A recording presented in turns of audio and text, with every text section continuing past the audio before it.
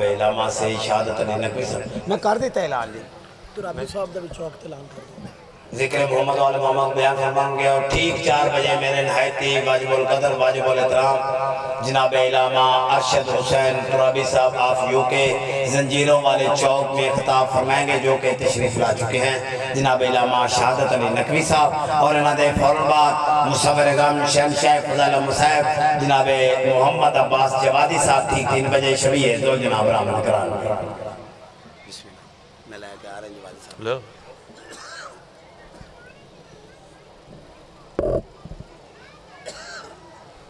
اللہم کل ولیک الحجت بن الحسن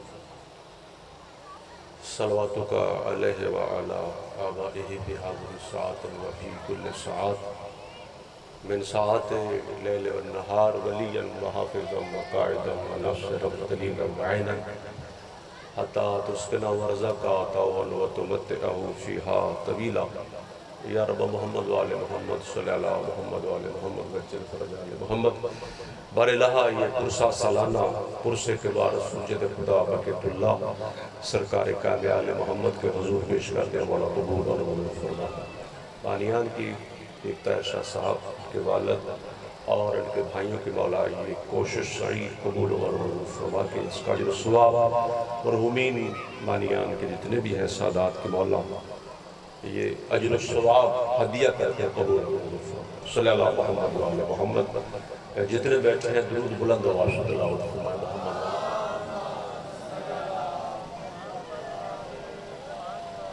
اعوذ باللہ من الشیطان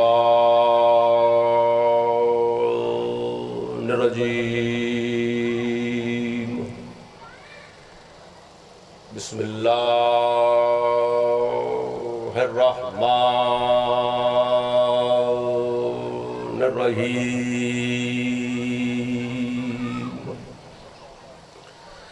الحمد للہ والصلاة والسلام علی اہلہا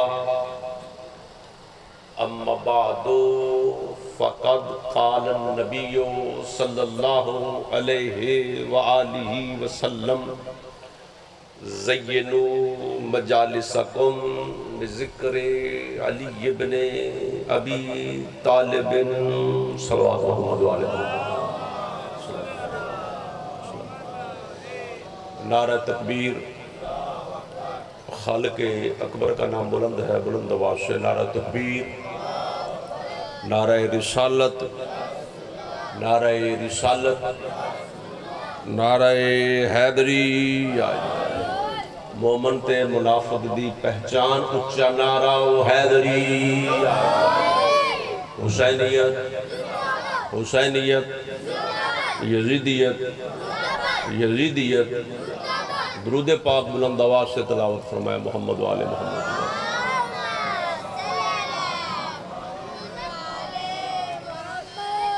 میرے پاک نبی کا فرمان نبیوں کے نبی کا کہ زینو مجالسکم بذکر علی ابن ابی طالب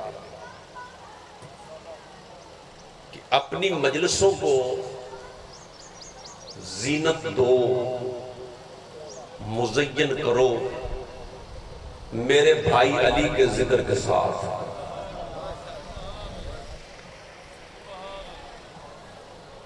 یعنی مجلسوں کو یا محفلوں کو نحوست سے بچانے کے لیے ذکر علی کل بھی ضروری تھا اور ذکر علی آج بھی ضروری ہے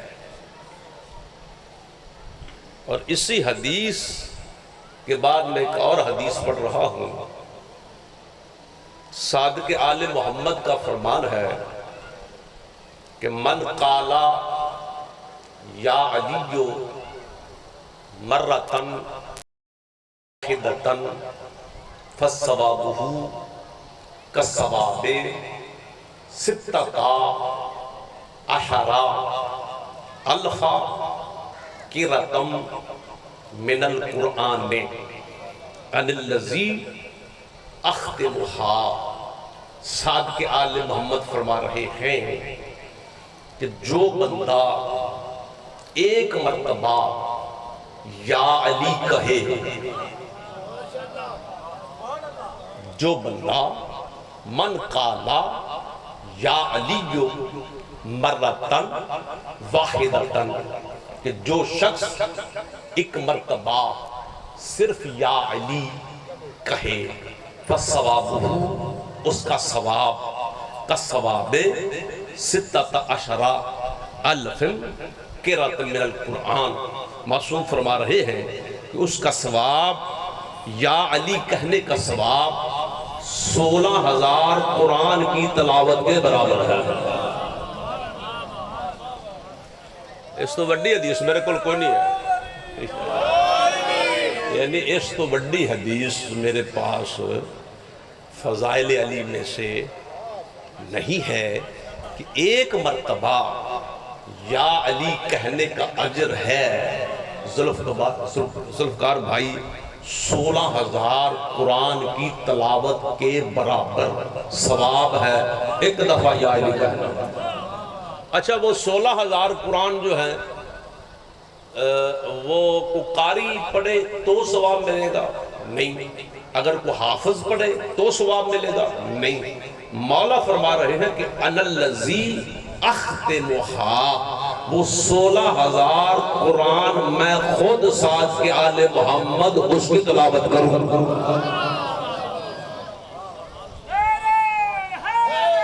اے علی علیہ السلام ختم نے کلاں دا ختم 7 دا 10ویں دا ختم ہوندہ ہے نا جی، تو ایک لسٹ آندھی جو دعا منگیندی آندھی ہے نا، ان دے لکھے ہوندے نے میں اتنے قرآن مجید، اتنی مرتبہ سورہ یاسین۔ تو ایک ملنگ بھی بیٹھا تھا، اس نے کہا کہ میری طرف سے بھی 16,000 قرآن مجید لکھ لیں۔ انہوں نے کہا تو تا زندگی جی قرآن پڑھے، انہوں نے کہا نعرہ حیدری 16,000 قرآن۔ یہ اس نے کو مولا کی حدیث سنی، صلوات پڑھے محمد والے محمد کے ساتھ۔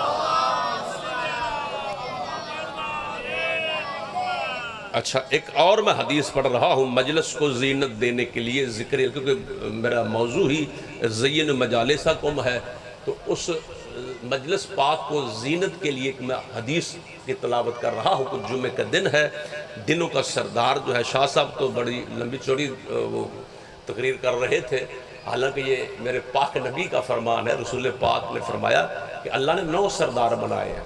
کتنے سردار بنائے ہیں؟ 9 سردار بنائے، یہ حدیث پاک ہے اور رسول پاک کی حدیث ہے کہ 9 سردار ہیں، یعنی ان میں سے جو پرندوں کا سردار ہے، اللہ نے پرندوں کا سردار، یہ جو باز نہیں، یہ پرندوں کا سردار ہے۔ پھر آگے اللہ نے سرداریاں جو جانوروں میں بانٹی ہیں، جو حلال جانور ہے، حلال جانوروں میں جو سردار ہے اللہ نے گائے کو بنایا۔ آجری گاہ نہیں، یہ حدیث رسول پاک کے مطابق گائے جو ہے یہ حلال جانوروں کی سردار ہے۔ مجھ بھی گاہ تو ڈر دی ہے، جو زمیندار ہیں یہ بہتر جانتے ہیں، یعنی جو البقر جو ہے یہ سید البہائم ہے، یعنی یہ جو گائے ہے یہ حلال جانوروں کی سردار ہے۔ پھر والاسد سید الوحوش، یہ جو وحشی جانور ہیں ان کا سردار اللہ نے شیر کو بنایا، توجہ ہے۔ اور جو فرشتے ہیں اسرافیل و سید الملائکہ، یہ جملہ آپ نے ساری زندگی سنا ہے کہ جبریل جو ہے علیہ السلام، جبریل جو ہے یہ فرشتوں کا سردار ہے، جبریل فرشتوں کا سردار نہیں ہے۔ اگر کسی کے پاس روایت ہے تو مجھے دکھا دیں۔ اسرافیل فرشتوں کا سردار ہے، یعنی اسرافیل کو اللہ نے، جس نے سور پھونکنی ہے اور جبریل نے بھی مر جانا ہے، یعنی جبریل کو بھی موت آ جانی ہے، اللہ نے ایک درجہ جبرائیل سے اوپر رکھا۔ اللہ نے جبریل کو امین بنایا ہے، یہ نبیوں کے پاس، معصوموں کے پاس آنے والے اس کو بنایا ہے، اس لیے اللہ نے اس کو امین کہا ہے۔ لیکن فرشتوں کا سردار اللہ نے اسرافیل کو بنایا ہے۔ پھر آگے اللہ نے دن جب بنائے کہ دنوں کا سردار اللہ نے جمعے کو قرار دیا. توجہ, یوم الجمعہ سید الایام, یعنی جمعے کا دن دنوں کا سردار ہے. اور اللہ نے پھر مہینے خلق فرمائے تو مہینوں کو سردار اللہ نے شہر رمضان, رمضان کو بنایا. پھر اللہ نے نبی خلق فرمائے تو نبیوں کا سردار محمد مصطفیٰ کو بنایا. پھر اللہ نے جنت کو خلق فرمایا تو جنت کا ایک سردار کا نام حسن ہے, دوسرے کا نام حسین ہے. اور اللہ نے جتنے بھی اولیاء ہیں, یا علی انت سید الاولیاء, اے علی تو ولیوں کا سردار ہے. اور جتنی بھی مستورات ہیں, بیبیاں ہیں جو جنہوں نے جنت میں جانا ہے, تو اللہ نے جناب زہرا کو, جنت میں جانے والی جتنی مومنات بیوی ہیں, جناب زہرا کو سرداری عطا فرمائی ہے. تو حدیث رسول پاک کے نزدیک 9 سردار ہیں. سردار وہ ہوتا ہے جس کو اللہ بنائے یا محمد اعلان کرے.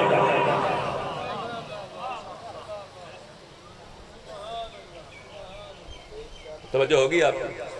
اب میں حدیث پڑھ رہا ہوں. میرے پاک نبی نے ارشاد فرمایا کہ من ذکر فضیلتن من فضائل. یہاں پر جو ممبر رسول پاک ہے, یہ حضور کے ممبر کی شبیہ ہے یا نہیں ہے؟ وہ ایسے ممبر نو تو سی رونے پہ کہ اس ممبر پر جو ممبر والے تھے ان کو ہٹایا گیا اور جو نااہل تھے ان کو لایا گیا. اچھا, جو مولا امام حسین علیہ السلام کی شبیہ ہے ذوالجناح, جو ابھی برآمد ہوگا, اس پر کوئی بندہ بیٹھ سکتا ہے؟ امام حسین کی شبیہ پر کوئی بندہ بیٹھ سکتا ہے؟ نہیں بیٹھ سکتا. تو یہ جو ممبر ہے یہ رسول کی شبیہ, حضور کے ممبر کی شبیہ ہے.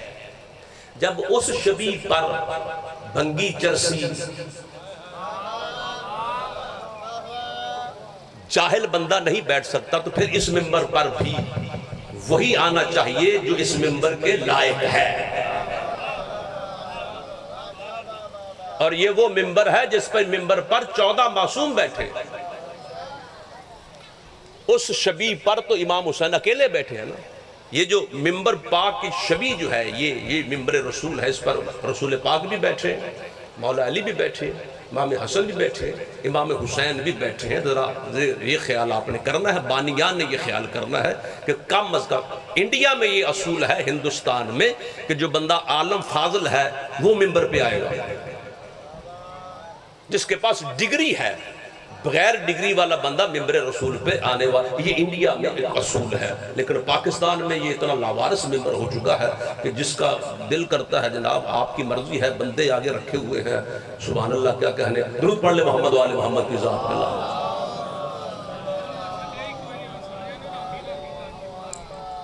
اگلی حدیث پڑھ رہا, من ذکرہ, جنہوں قرآن مجید اتوں وہ کے نہیں پڑھنا آنا. ایک سپارہ, ایک ورقہ نہیں آتا, ایک ورقہ. وہ ساڑھا بڑا خطیب ہے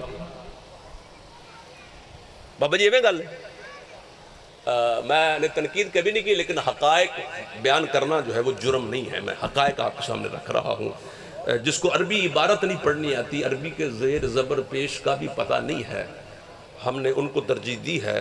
برحال انشاءاللہ سلسلہ شروع ہے, علماء کرام جو ہیں وہ محنت کر رہے ہیں.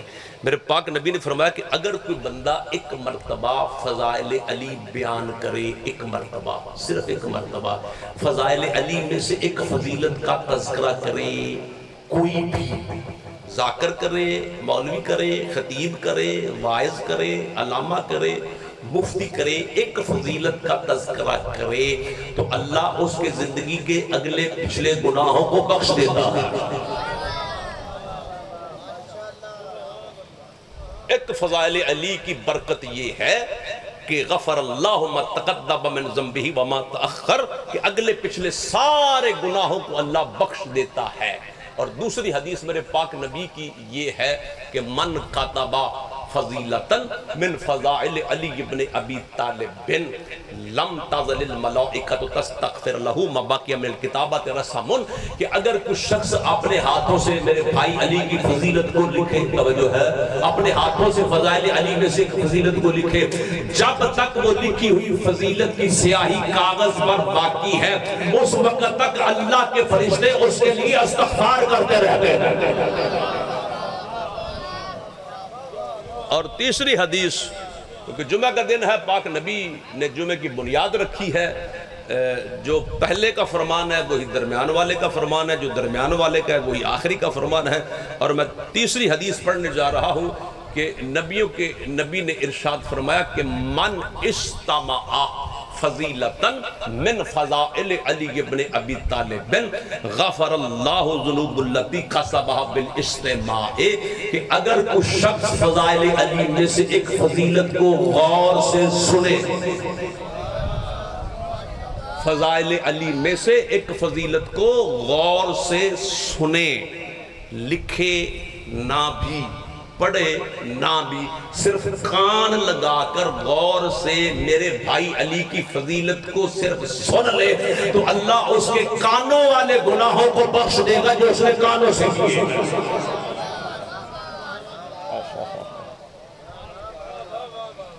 اور چوتھی حدیث میں پڑھ رہا ہوں، جوادی صاحب بھی آ گئے، کہ میرے پاک نبی نے ارشاد فرمایا کہ من نظرہ من الکتابت فضیلتا من فضائل علی ابن ابی طالب، کہ اگر کوئی شخص فضائل علی میں سے ایک فضیلت کو، میرے پاس ذرا دھیان فرمایا جائے، فضائل علی میں سے ایک فضیلت کو صرف اپنی آنکھوں سے دیکھے، جڑے اسی بینر نہیں لا دے، بینر اس پہ مولا کے فضائل بھی لکھے ہوتے ہیں، رسول پاک کی حدیثیں بھی لکھی ہوتی ہیں، اگر آپ نے فضائل علی میں سے ایک فضیلت کو ان اپنی گناہگار آنکھوں سے صرف دیکھ لیا تو نبی نے ضمانت دی اللہ اس کی آنکھوں کے گناہوں کو بخش دیتا ہے۔ آنکھوں والے گناہوں کو اللہ فضائل علی دیکھنے سے۔ اور نتیجہ دے رہا ہوں میں، میرے پاک نبی نے فرمایا بسم اللہ الرحمن الرحیم کہ لو ان الریاض اقلام والبحر میداد والجن حسابا والانس کتاب ما احصوا فضائل علی ابن ابی طالب۔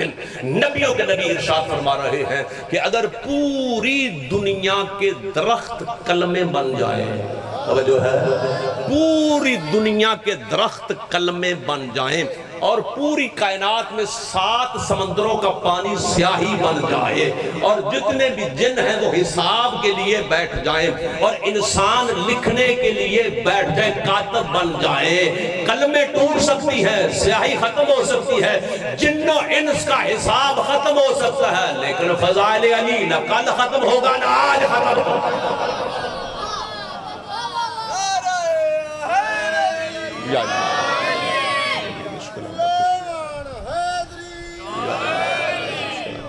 علی۔ اور نتیجہ پوری گفتگو کا کہ ہم اللہ تعالیٰ کی ذات کو احد مانتے ہیں، اس کی پاک ذات کو صمد مانتے ہیں، لم یلد پہ ہمارا ایمان ہے ولم یولد پہ ہمارا اکان ہے۔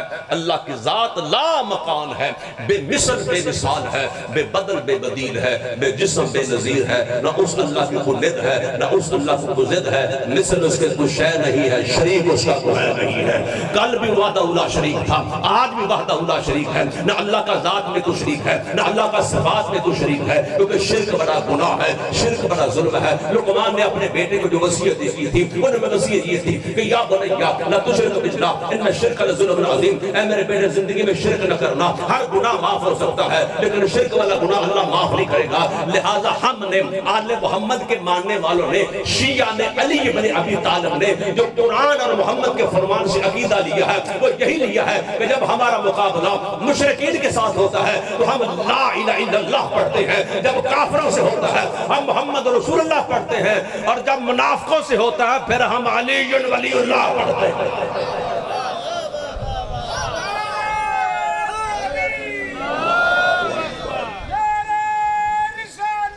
یا رسول اللہ، شاہ علی آخری جملہ ہے، اور اسی میں تمام مصائب قبلہ صاحب بھی پڑھ لیں گے۔ قرآن مجید میں ایک آیت ہے، اور سورہ نون والقلم کی آیت ہے 29ویں پارے کی، اور آیت میں تمام کر رہا ہوں، 2 منٹ صرف آپ سے لینے ہیں کہ أَفَنَجْعَلَ الْمُسْلِمِينَ كَالْمُجْرِمِينَ مَا لَكُمْ كَيْفَ تَحْكُمُونَ أَمْ لَكُمْ كِتَابٌ فِيهِ تَدْرُسُونَ۔ اللہ فرما رہا ہے کہ مسلمان بنو، مجرم نہ بنو۔ اور سیانے بندے بیٹھے ہو 100 ہاتھ رسا تے سرے تے لما سرے تے گنڈ مارن لگا، اور قرآن دی آیت پڑھ کے اللہ فرما رہا ہے أَفَنَجْعَلَ الْمُسْلِمِينَ، تمہیں کیا ہو گیا ہے کہ مسلمان ہو کر مجرم بن رہے ہو؟ مَا لَكُمْ كَيْفَ تَحْكُمُونَ، تمہیں کیا ہو گیا ہے؟ أَمْ لَكُمْ كِتَابٌ فِيهِ تَدْرُسُونَ، کیا تمہارے پاس قرآن کے علاوہ کچھ صحیفہ یا کتاب نازل ہوئی ہے کہ جس میں تیری مرضی کے فتوے لکھے ہوئے ہیں؟ مسلمان اور ہیں، مجرم اور ہیں۔ صحابی رسول عبداللہ ابن مسعود رسول پاک کی خدمت میں حاضر ہوئے، کتاب کا نام تہذیب و تہذیب ہے، جلد نمبر 2 ہے، ہمارے سنی بھائیوں کی یہ کتاب ہے، 11 جلدوں میں یہ کتاب ہے۔ دوسری جلد میں رسول پاک نے ارشاد فرمایا، صحابہ نے پوچھا یا رسول اللہ یہ کون سے مسلمان ہیں جن کو اللہ قرآن میں مسلمان مجرم کے ساتھ تشبیہ دے رہا ہے کہ مسلمان بھی ہیں اور مجرم بھی ہیں؟ میرے پاک نبی نے ارشاد فرمایا، من انکر ان ولایت علی ابن ابی طالب فہو المجرم، کہ جو بندہ میری زندگی میں یا قیامت تک کے لیے میرے بھائی علی کی ولایت کا انکار کرنے والا ہے، اللہ نے قرآن میں اسی بندے کو مجرم کہا۔